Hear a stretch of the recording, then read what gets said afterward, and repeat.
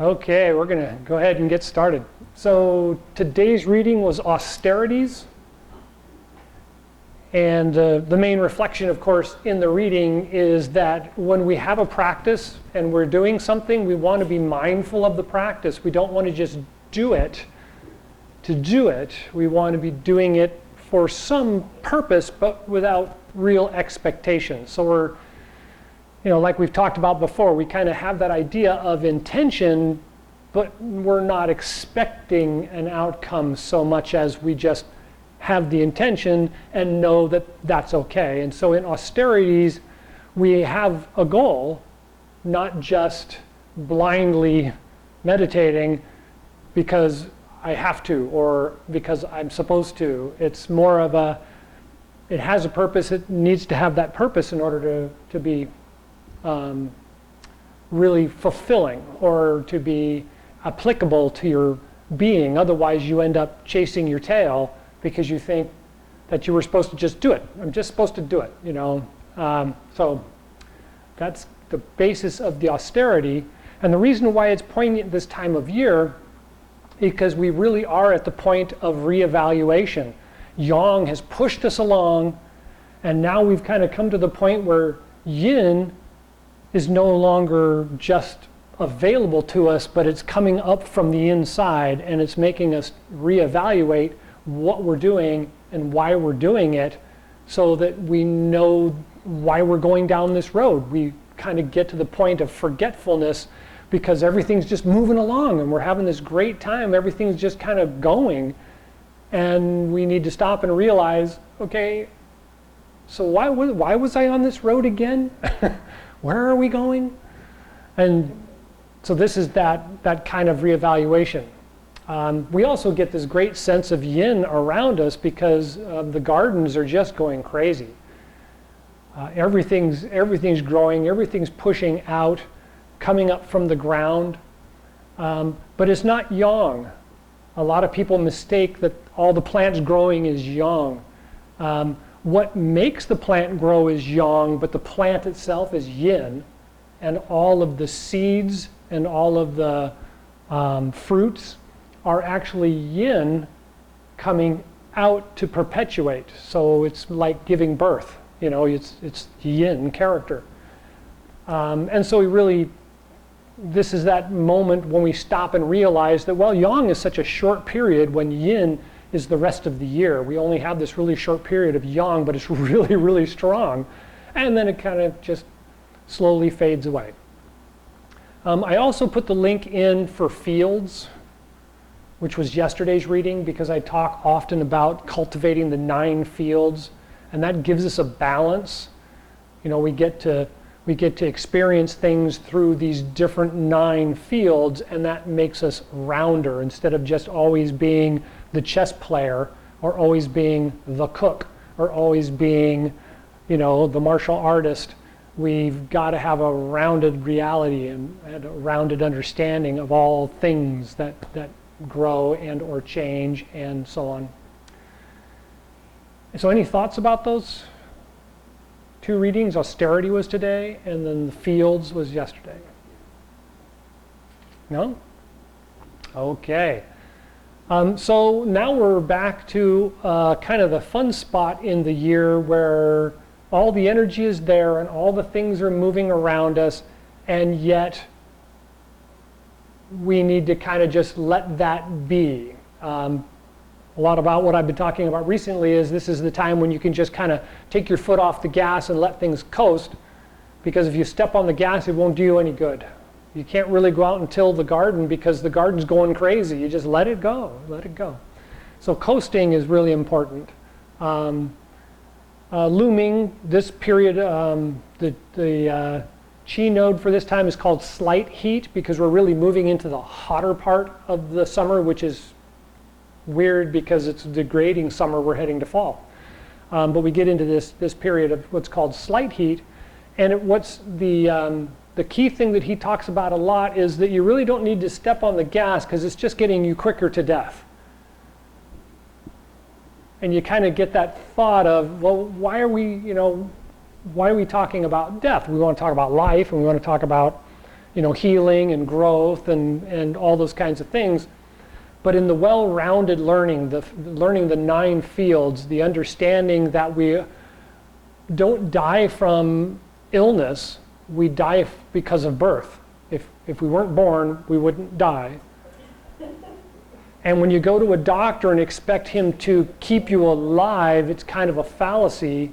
The doctor really isn't going to keep you alive. The doctor can only keep you closer to balance until it's time to go. And if we burn up all of our chi energy, if we burn up all of our strength and our focus, then we're going to get to the point where we need to die, but we don't have the energy to cross over. And so we're kind of stuck in the limbo of waiting to die. We have to wait for something to fail and to kill us, and it's kind of like, well, if we had saved some of our chi and know our balance in our lives, and we come to the end, we can say, it's time. And you can just go, and it's okay, and everybody's fine. One of the funny things that constantly comes up when I have this discussion with people is when you're brought into this world, there's a slap and you cry. And in the end of life, there's a slap and everybody else cries. And that's kind of that poignant thing about life, just kind of repeats itself from beginning to end. So anyway, so in that moment of recognizing that that is life and that is where we are, this period gives us the opportunity to kind of do silly things, to find different ways of doing things. And so today we're going to look at wave hands like clouds, because a lot of the other stuff that we do is the regular walking exercise. It's just like we're walking, doing the exercise, but wave hands like clouds is moving from side to side. And so it's a different way of moving, and it gives us a different perspective of both the body, balance, and direction. Because in life, we really don't go forward and backwards. We go all different directions. We go sideways, we go up, we go down, we go forward, we go backward. We go in all different directions. So we're going to do that. We're going to do the Duchi exercise, because the Duchi exercise is that stabilizing energy thing. And then we'll look at the movements more in just being free instead of being rigid, like the austerity. I'm doing it this way because I have to do it this way. It's the way it's supposed to be done. It's like, really? What if you did it like this? What does that tell you? Didn't we do that a couple months ago? I think we did that a couple months ago. Okay, so any questions? Thoughts? No? Okay. So let's start in the either standing or seating position, and relax the body, open up the chest, straighten the back.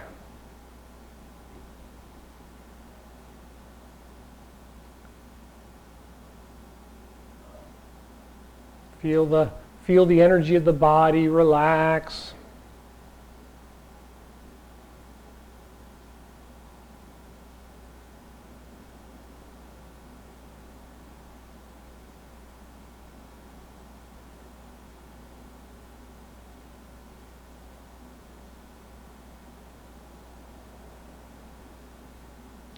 Good. And notice how easily when you inhale all the way, that your arms open all by themselves and your chest lifts up all by itself. And then when you exhale, everything kind of settles down and the arms close all by themselves.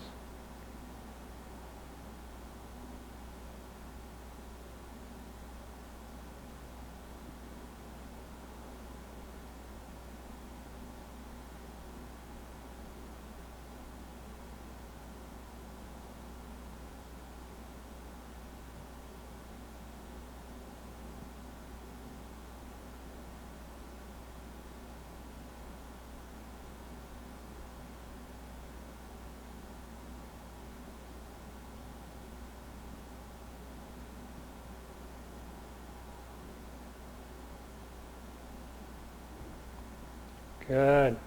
And so let's do first moving gong to get the body started. So roll back on the inside of the feet as you inhale. Open the chest and the arms and roll forward as you exhale. So.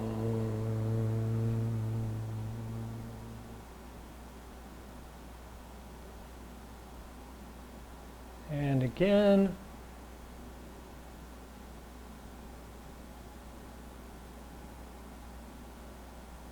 So.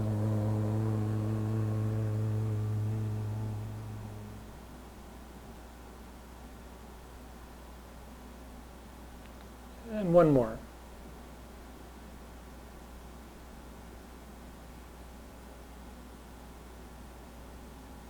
So.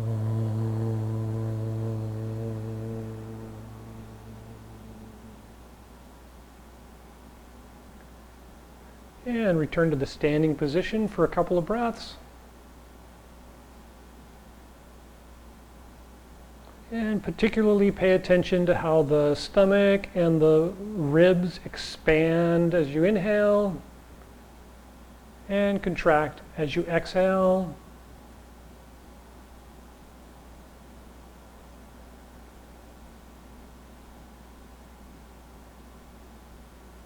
Good.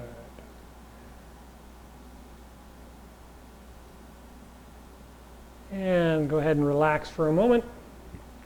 So wave hands like clouds is essentially we're just going to lift up one hand and we're going to watch it float across the sky while the other hand just follows from underneath. And when I get to the side, I'm just going to switch hands and then I'm going to watch the other hand. And I'm going to let the hand just slowly float across the sky. And when you get to the other side, switch hands and repeat.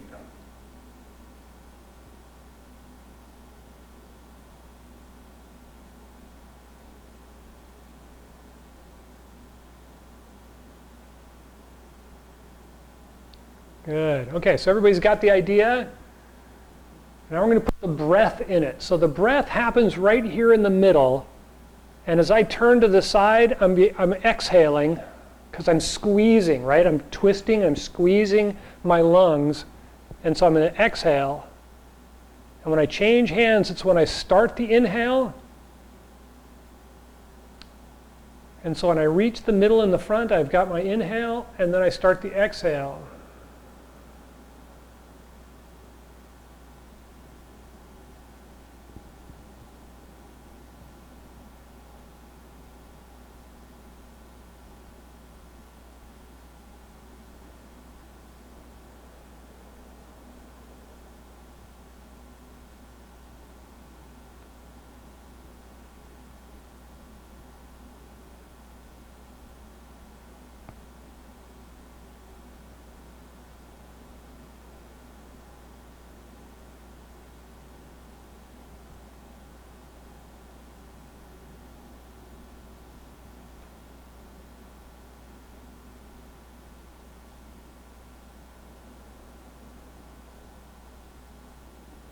Good.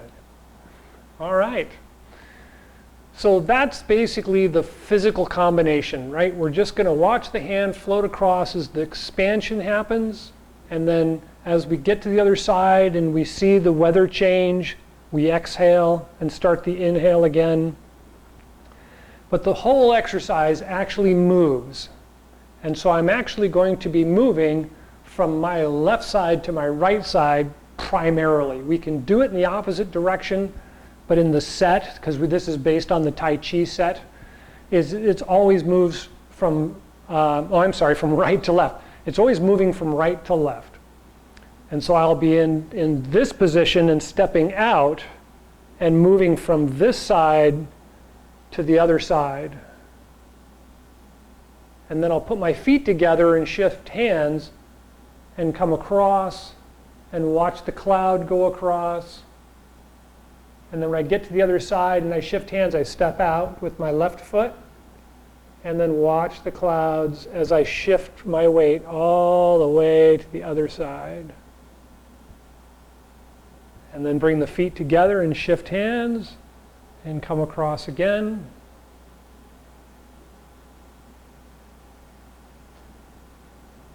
And then step out as we change hands and glide across. So in a lot of ways, this has a lot to do with the way we talk about that kind of all the moves just kind of float along. We don't go up and down.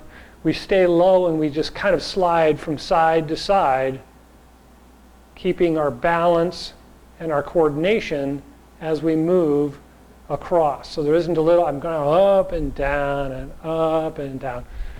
It's that nice glide across the middle. So if I start in this position, I'm going to exhale and then start my exhale here. And then start the inhale.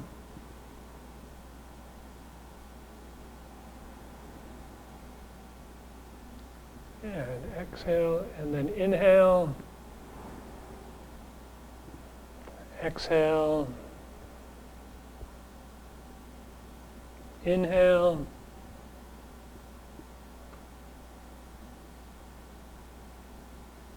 Exhale.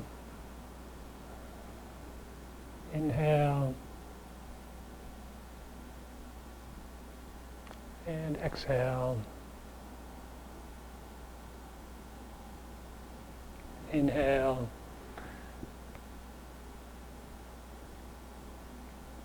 And so on. So it really is a change of perspective in how we move. Instead of just walking forward or walking backwards, we're actually floating from side to side, or we're moving from side to side.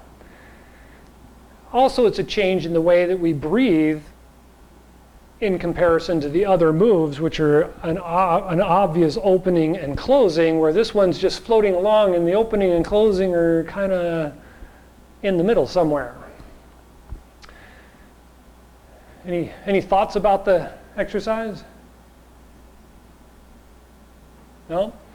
So one of the key things to remember is that this follows the emptiness and fullness concept of both Chi Gung and Tai Chi.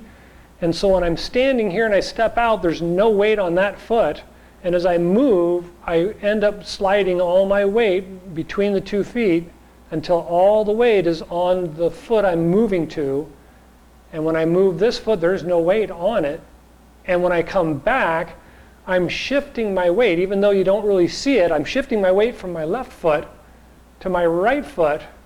So now there's no weight on the left foot, so I can step out, shift hands, and float across. So you've still got to keep in mind that the body weight is changing here. And when I get to here, I don't just equalize my weight and move across. I'm still shifting from one side to the other with my weight and step out. And then shift the weight. So try that a little bit and see how that feels.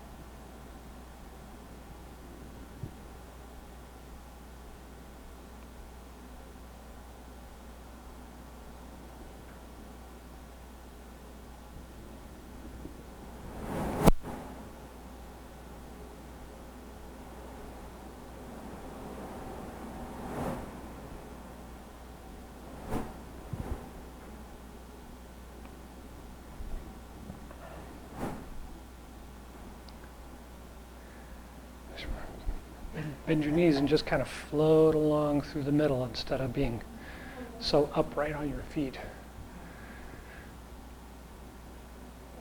Does it bother the knees? Does it bother your knees? Yeah. Yeah. Yeah, it's kind of that having to work with the knees and the feet to find out where it is painful, less painful. So I still have my. Well, but it helps build up the legs. It's very good at building up the muscles and the tendons and the legs, which is why we do it so much. So how was that? Are we only going in one direction? Well, it can be done in both directions, but because I'm using the Tai Chi set, it's always done from right to left. Right to left, okay. Because in the set, I do single whip, and then wave hands like clouds, and then single whip, and that's how the set is. The set doesn't go the other. Yeah. Right. And that's next. That's actually next, because this is the time when the energy is going, but we shouldn't be so focused on just that specific thing. We should have a little fun with it, right? So that idea of this kind of, hula hands. Anybody that's Polynesian knows the idea of hula hands. And so it's really, really is this whole idea that everything just kind of flows along, right? There really isn't this need for it to be something specific as a practice all the time. If you do it a little bit off, or you find something in it that really makes the flow work, right? Hula hands, that's right. It's got that same concept. One of my favorites is the rolling punches, because I'm doing martial arts all the time. So rolling punch, the idea of a punch is I'm going to go from here to here, and that's the punch. That's all you get. But if I'm doing a rolling punch, that means the punch becomes a block, and follows with a punch becomes a block, and follows with a punch becomes a block. So it ends up having this rolling character, and then you add the feet, and you either go forward or backward, depending on the exercise. But the idea is it gives you some change in perspective. It gives you some difference of movement, and allows you to see things with a new and fresh outlook, as it were. Okay, was that interesting? Everybody find some fun in that? Good. Okay, so let's look at the Do Chi exercise. We talk about the Do Chi exercise. Yeah, the bouncing exercise. And so we want to take this bouncing like I'm bouncing a ball, and I want to bounce it inside. So I want to kind of feel that fluidy, rubbery kind of boingy, boingy, boingy feeling. Good, yeah. And so now the idea is when I'm doing that, I actually want it to roll a little bit, so that when I'm bringing my hands and bouncing my hands, I can feel it kind of bouncing between my hands and my body. So my hands are kind of rubbery hanging on, and they're bouncing different. They're not bouncing with the body, they're bouncing opposite, like a balance. And so when I do that, you get this look. And then you go, and when we do that drop down, it's really good to kind of drop the heels and set. And so you want to feel everything kind of drop down and stop. Now, it's exaggerating it, of course, you don't need to go quite that exaggerated, but that idea of dropping everything down, you want to kind of feel it stop. Okay? And so yeah, so try it in the middle and try it up high a couple of times and just see how it feels.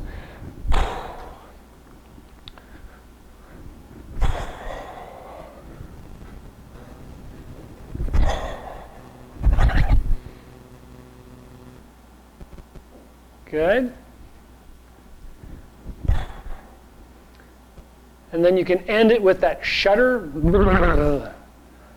like a dog shaking off water. So far, so good? Okay. So let's go ahead and try it. So we'll do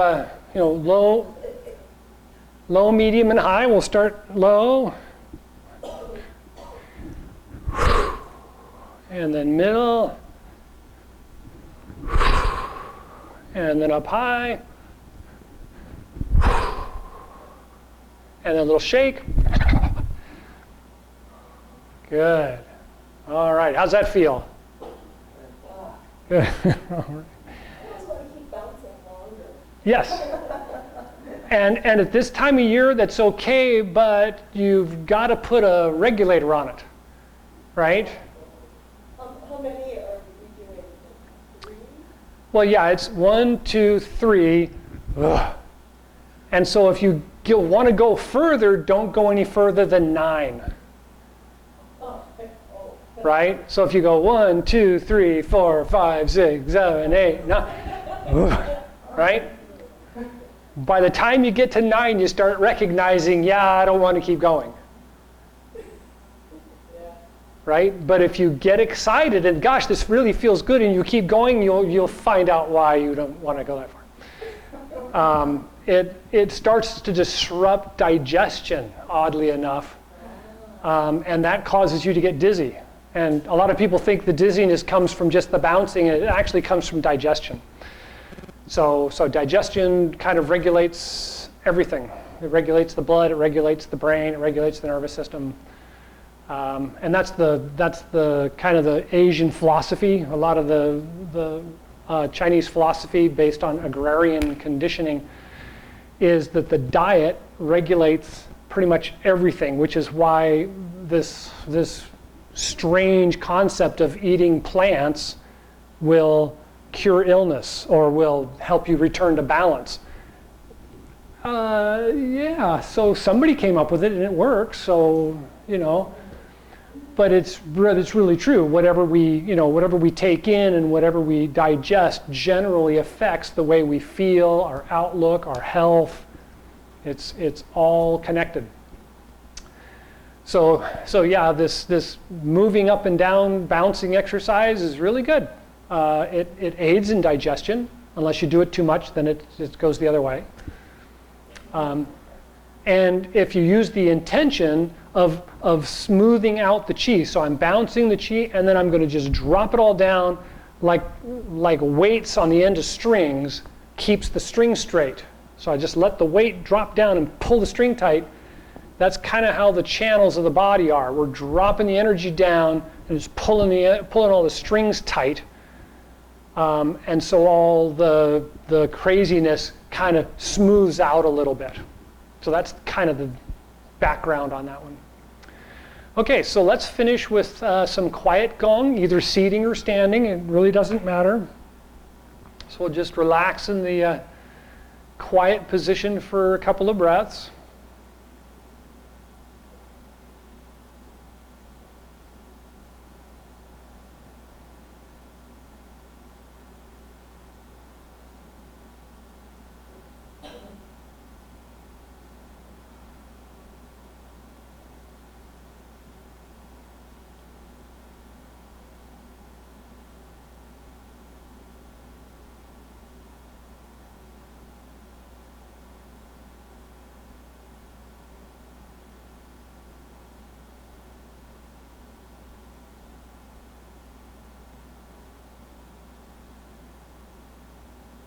So during this time of year, the thing to remember is on the inhale, the head lifts up and the chest opens. And so essentially the hips are pushing down. So it's elongating the spine. And when we exhale, we just kind of relax and let things settle down. But we don't want to bend over or lose our posture so much as the inhale lifts up and strengthens the posture. And the exhale just kind of lets things settle back down again.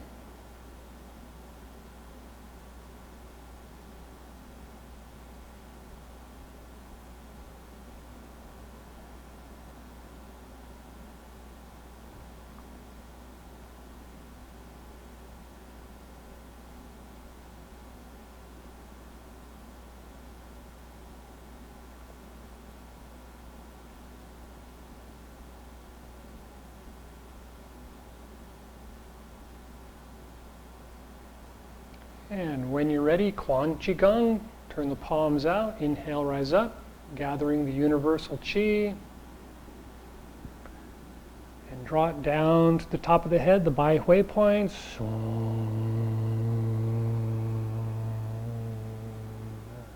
And pause at the heart and lungs to take a breath. Exchanging energy there, and then guide it down on the exhale. Pause at the Dantian and Mingmen, take a breath there, exchanging energy. And press down on the last exhale, down to the bubbling spring points. Exchange energy there. And take a couple of breaths and just feel the body tall, long and smooth.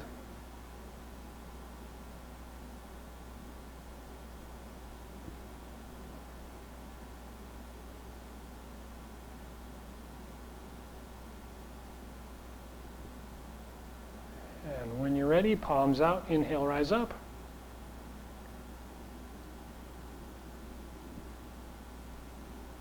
So,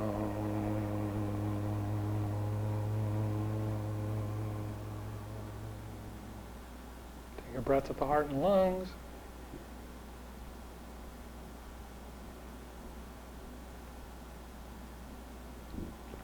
And at the Dantian and Mingmen.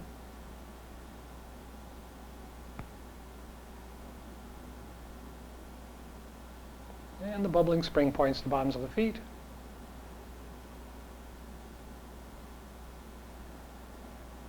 And take a couple more breaths and just feel the top of the head being lifted up slightly. And feel the hips set down on the legs.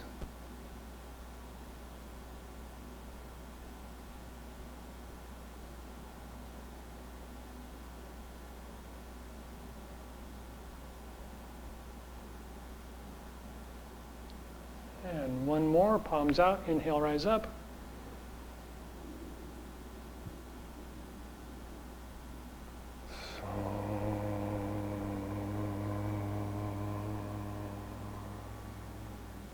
Take a breath at the heart and lungs.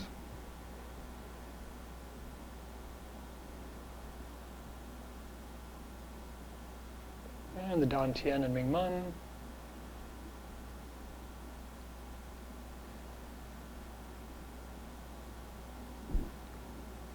And the bubbling spring points to the bottoms of the feet.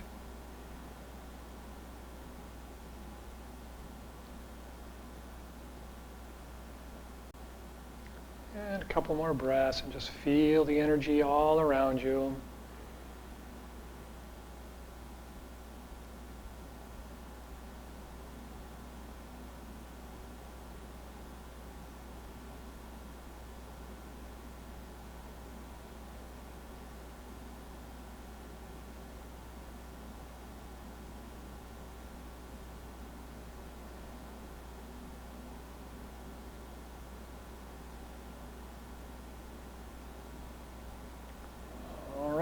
Any last thoughts or questions?